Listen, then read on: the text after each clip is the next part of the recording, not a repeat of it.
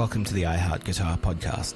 So, as I'm recording this, it is the birthday, or it would have been the birthday, of Peter Steele of Typo Negative. And if you follow me on social media, you'll know I'm a typical aging goth, and I worship at the altar of Typo Negative. I actually had the opportunity to interview Pete back in 1999 when I was writing for my university's publication Curio. I was really new to interviewing at the time. I kind of didn't know how to do anything more than write down some questions and then ask them. And, it's pretty funny going back over these tapes many years later and hearing how I've changed, how my accent has changed. My God, I used to sound so country.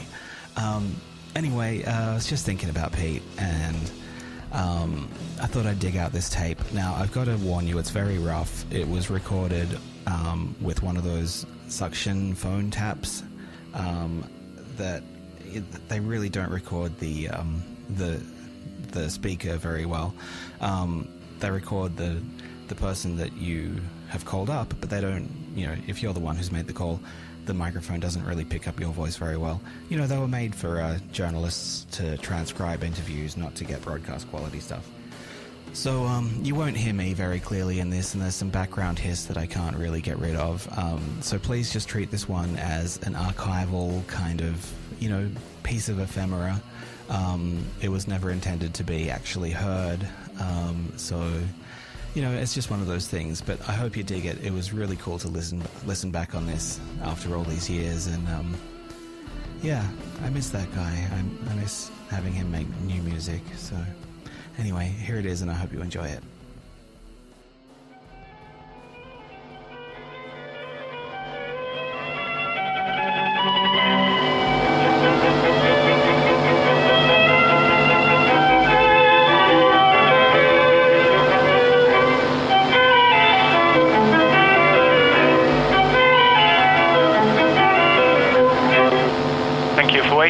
Peter Hutchison, Peter Steele, go ahead please. How you doing, Peter? Hi Peter, it's cool to meet you, man. I've been talking Likewise. all night about this. I was in and out of sleep listening to the album, so I was just trying to make sure I didn't sleep through it. It's like, I see. Yeah. Okay. So where are you right now? I'm sitting in my home in Brooklyn, New York. Do you find that you sort of function better in the city? Are you a city person? I believe I'm a homebody. I like being home. I'm not much of a tall person, and I guess I function the best when I'm within like 5 miles of my home. Yeah. So I guess we'll just jump straight into this. Okay. Where does the new album fit into the grand scheme of Typo Negative? Well, we have to give Roadrunner 5 albums. This is album number 4. So we got one more to go, and then we're free. When does it fit into the grand scheme? Well, it's just, to be honest, we don't really have any game plan or anything. We just do the best we can, and song topics and the way the songs turn out pretty much just a reflection of what goes on in our little mundane lives. So, what does each member bring to the band? A constant source of aggravation. I don't know. I guess. That's really hard to explain.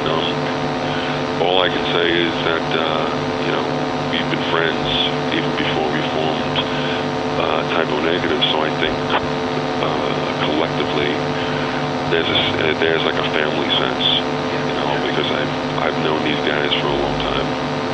Yeah, being a guitarist myself, I'm really into Kenny's stuff. Those big atmospheric things with the delays. Right. Anyway, geez, we're already powering through this question. I guess we'll talk about some of the songs. Everything Dies. Lyrically, it's quite bleak, but then the music seems to offer some sort of almost a redemption story. The music is kind of... I guess it's kind of ironic that it almost turns it into like a happy sort of chorus, talking about people I love dropping dead. Well, that wasn't purposeful. It was just that I wrote the music first, and I had to come up with some sort of lyrical content, and it seems like every time I turn around, I've got a family remember dropping dead. So it was kind of right there in my face. And dark music seems to offer a sort of environmental balance to the thing. I started listening to Black Sabbath, then like the very next week my uncle died, and like this dark music kind of totally helped me through it. And it was like, in a way, it was preparing me. Misery loves company, it seems. Yeah. And I noticed on the lyrics there's a lot of reflection, of a couple of references to mirrors, particularly in Everyone I Love Is Dead and Right. Is that, I don't know, I think that's a long question, just a discussion kind of thing. Right. Yes, I'm sorry. Oh, no, go. Kind of represents the self, I guess. You know, that I feel that I'm my own worst enemy at times. Do you find your sort of self-perception changing through your career and through your life? I think every day it changes slightly. You know, and it doesn't seem to get any better, actually. Somehow you guys are able to write these really long songs and still don't get tired, like long songs. But you can like put a song like White Slavery as almost the first song on the album you got to give it. And Right. like it still doesn't tire the listener out. I think, you know, when you write real slow songs, and slow songs always turn into long songs, it's important to have a lot of key changes, and it's important to have a lot of different parts, so that, I mean, as you know, the average human being has the attention span of an infant, so like every minute or so you have to present the listener with, you know, something new, or else he or she will just walk away or fall asleep. Yeah, but there's the fact that they're brought up with like TV remote controls and stuff. Right, yeah.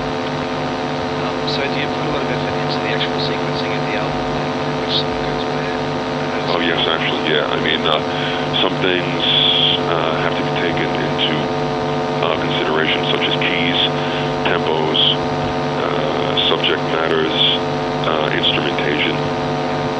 So, you know, we try to keep the songs that are similar in any way apart from each other. And I noticed, particularly sort of in the first half of the album, you've got a lot of things in between the songs, Yeah, actually, we tried to locate them evenly, 1/3, you know, between each section of the album so as, you know, kind of break it up a little bit.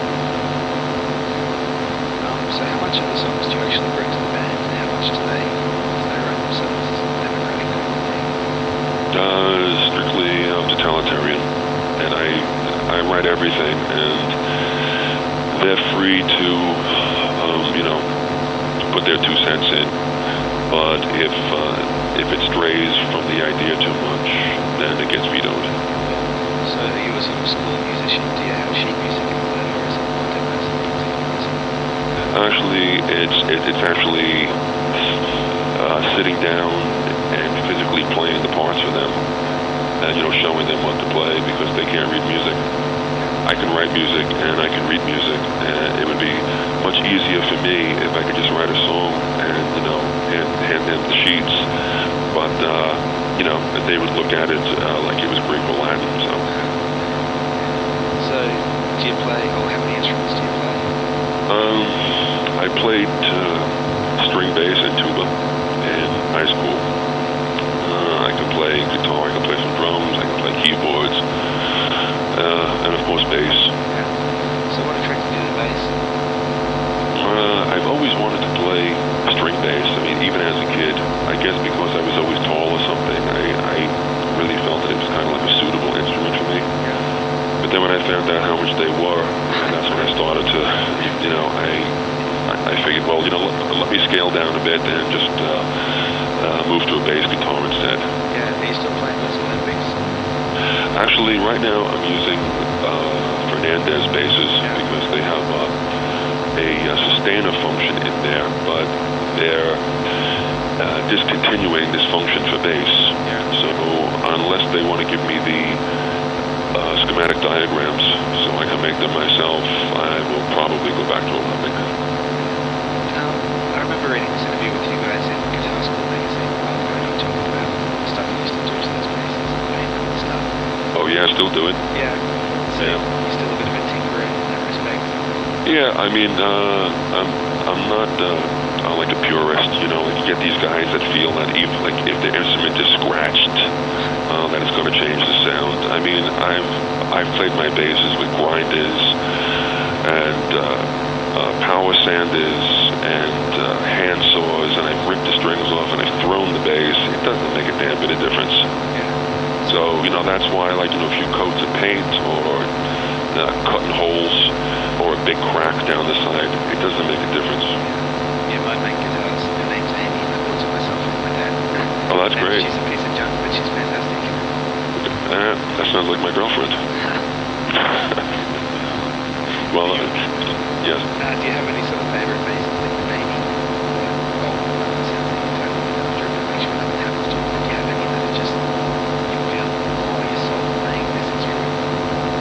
actually, right now, I've got 3 identical Fernandez basses that they custom made for me.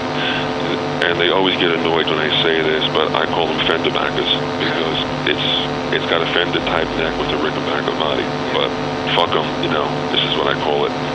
So be it. I don't favor any one of them. Actually, I make it a point to tell my techs to always rotate the basses because I don't want to get, you know, used to one of them. And since they made all 3 at the same time, they're virtually identical. Yeah. You know, except for the big 1, 2, and 3 painted on the backs of them. So, is it? I'm trying to imagine being on stage playing your music and it's so low and so slow. Do you ever get lost, or is it? Do you all have a sort of innate sense of time playing this stuff now? No, actually, we constantly looking at each other. You know, and sometimes we play on these really big stages, and if the monitors aren't quite right, well, we get into what's called what we call a train wreck, where gradually we just have to stop playing and say, "Excuse me," and just start up again. Yeah. Yeah. So, you guys have been together for a while now. How, apart from the obvious sort of grunge thing, how have you noticed the music scene changing and your careers changing? Well, I've seen like rap, you know, becoming very popular. Mixed in with rock music and metal, and you know, to be honest with you, I really dislike rap music, and so I don't like how rock music has been changing. But virtually, I don't watch MTV, I don't read fanzines, I don't listen to the radio, and I'm not a snob. I just don't care. Yeah. No, I mean, I'm happy with my Black Sabbath albums and the Beatles and Pink Floyd and Devo and Leibach and Cocteau Twins and My Bloody Valentine and Dead Can Dance. So that's enough for me. I love the Beatles and what you do there. What's that? Somehow you make it feel like typo negative stuff. Well, you know, anytime we've done a cover, we've always tried to approach it from the standpoint that we wrote it. You know, there are too many bands that cover songs, like in rock bands who cover other rock bands, and they think that it's cool to sound exactly the same as that band. I mean, but who can't do that? You know, it's just a matter of budget, you know, to really get it right. But I think you know, bands should really look at these cover tunes as you know, their own piece of music, and they should interpret them that way. I mean, like your cover of Black Sabbath, like, I thought, you know, it's a pretty simple song. I'm glad you do it, but you guys slow it right through the music. Yeah. I had to make it all those switches. Well, I hope it's better than the last one, because there was maybe only like 3 songs on there that I thought were interesting. You know, every other band, like I said, they just really just plagiarized Sabbath. You know, they didn't do any kind of like a tribute whatsoever. Yeah, I thought Megadeth was cool because it's better and everything. Right. Yeah. So do you keep sort of a close contact with the audience? Do you get to talk to the crowd much, or you just bust away and they sort of Well, usually after I get off stage and I make my way to the bus, I'm usually saturated with my own sweat, but I like to change, and I like to come out and, talk to the fans and, hear what people think about the show and stuff. But, sometimes if there's too many people out there, it kind of gets out of control. And I'm really quite a shy person, so it's not easy for me to walk off the bus. I mean, even when there's 5 people outside, let alone 500. Yeah. I mean, it must be another situation, so it'll be thrust in to just have these people so talk to you when they have. Yeah, and what I find strange is that they really don't even know me. I mean, they just know me from what they read in the press, both good and or bad. But I'm just like everyone else. I shit, I bleed, and I breathe. So I'm just in the right place at the right time. Yeah, I remember another thing in that guitar school interview that I read. You were saying that you used to work in as a garbage man. Yes. Yeah, my dad actually. That's what he does. So I was thinking, No, actually, I used to work for the Parks Department, and one of the things that I used to have to do was, pick up garbage at parks. I mean, I would drive garbage trucks and, bust up concrete and rake leaves and paint buildings, so like virtually anything that had to be done in the park, I was the guy that did it, which I liked a lot. But I didn't have to use my mind at all, and it became very boring, I mean, it kept me in really good shape, but it was just boring. Yeah. And people used to look down upon me because I was like this quote-unquote, lowly park worker, and they thought that I was only doing this, because I don't have a brain in my head. I mean, I did it because I liked working outside, and I liked doing something different every day. Well, that's one thing, like my dad, he's not a dumb guy, he's very intelligent, and I was talking to him the other day, and he's saying, I've done, some crap for this family, but I'll do anything to put food on my wife and kids' table. That's right. That's right. Yeah. Getting back to music, you had, seem to have a consistent look on the album covers, where you have the band name. Right. It's a cool thing. I remember when, I can't talk about the seven at the time now, but I remember when Ozzy stopped using logo kind of thing on those verses. It's like, what have you done? Well, I think that image is really important for bands. One thing that I can't stand about these new bands is that each member is trying to look as freaky as possible, and then what happens is every band just looks like a band of freaks, and then they have no identity whatsoever. So that's why we consistently use black and green. I think we're the only band left with long black hair. I think 4 is a good number. We try to keep the look of the album covers consistent, and we try to keep the music somewhat consistent. So were there any sort of album covers that really influenced you as when you're growing up? Anything that you just used to look at and think, God, that's cool? Not off the top of my head. Yeah. I always liked the Cocteau Twins album covers because they were so ethereal, and it was kind of up to the listener to decide what the cover could possibly mean. Okay, let's see. Last question. Ozfest. What was it like playing Ozfest? Seems everyone that gets interviewed these days has played at Ozfest. Let's see. We played it not this past year. Let's see. When the hell did we do it? It was '97.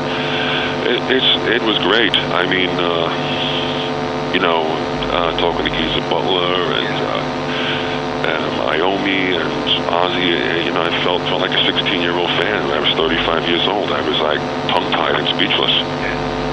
And I just did a side project last week with Iommi. Oh my God. Yeah, it was. I almost shit in my pants. I mean, actually, what he's done is he's wrote about 10 or 12 songs, and he's asked people like myself, Phil from Pantera, Brian May, Ian Astbury, Henry Rollins, just like a whole bunch of really cool people to sing or just play something on the album. And so I flew out to LA last week, and I was out there with him for about 2 days. And he's a really cool guy. But the best part of the whole trip was like all the stories that he would tell me about hanging out with bands like The Who or Zeppelin or Deep Purple, like getting fucked up together and going to hunt girls together and shit like that. It was like, man, this is so fucking cool, you know, because these are some of my favorite bands. You know, he's like, you know, he's talking about the time that Keith Moon stole his car and wrecked it, and like, you know, just like all like really cool shit, you know. It's like, and I can't believe it. I was like, Tony, man, you gotta fucking write a book. So, yeah. Rollins did spoke one gig at uni a couple of months ago, and he was talking about him getting hang out with Sevens and stuff. It's like all road movies, isn't it? Yeah. Anyway, I noticed there's a line as well coming down. She thinks I land, and he said like a direct Sevens reference. Well, yeah, I mean, and there's like that, you know, dropping bass note too. You know, I say it, yeah, you know, sure, of course. You know, there is no doubt that you know, they're a main influence, you know, for this and everything that I've ever done. And so it's I guess I'm just paying homage to them. So, have you guys ever played in Australia? Never. Yeah. Any plans to come down soon? Rumor has it, yes. I don't know exactly when, but I would, you know, like to come down sooner than later, you know. It'll be cool to have you here. And, you know, that's why I'm doing all this press now, because we're, you know, hopefully getting ready to make our way down there. I hope it's not a direct flight from New York. I think it's about 22 hours. Yeah. So that's fucking unbelievable. But we'll see. I mean, if I got to do it, I'll do it, whatever. Well, it seems to be pretty much it. Pretty much 20 minutes. All right, man. So thanks a lot. It's been a total pleasure to meet you. Likewise. And hopefully I will see you when we get down there. I'll be there. All right, Pete. Thanks. Take it easy. Yeah.